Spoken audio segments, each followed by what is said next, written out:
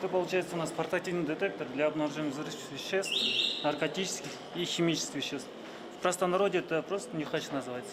Это один из самых сложных приборов на вооружении у службы безопасности Алматинского метрополитена. Он помогает определить, держал ли подозрительный пассажир ранее в руках или багаже какое-либо запрещенное к провозу вещество. В основном же в метро используются обычные рамки металлодетекторов и рентген-аппараты. Взрывчатку, гранаты и боевое оружие сотрудники метрополитена еще не обнаруживали. Обычный улов – это ножи, дубинки, пневматические и травматические пистолеты. Их владельцев сразу же передают полицейским для подробного объяснения.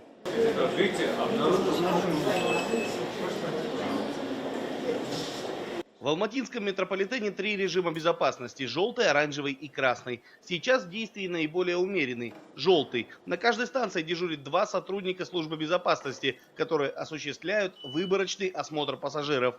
Нередко бывают случаи, когда пассажиры резко реагируют на просьбы досмотра, ссылаются на спешку и не желают показывать личные вещи.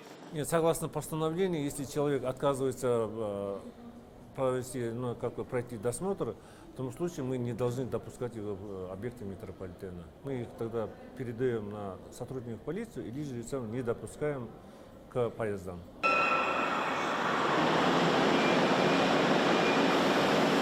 В большинстве же своем алматинцы за проверки в метрополитене. Сегодня вместе со словом «безопасность» пассажиры метро сразу же вспоминают и о недавних терактах во Франции. Нет, нормально все.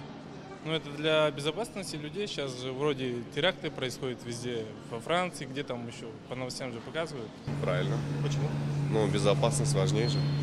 Ну, если я себе уверена, что если у меня ничего нет, то что мне? Для безопасности. Чьей?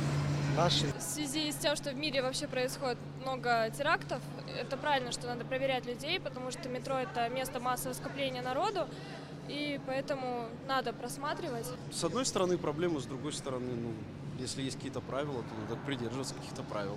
Алматинское метро постоянно наращивает пассажиропоток. В сентябре текущего года был преодолен рубеж в 1 миллион пассажиров за месяц. На данный момент, по словам администрации метрополитена, подземные поезда перевозят около 40 тысяч человек в день. Дмитрий Беляков, Павел Энгельгард. Настоящее время.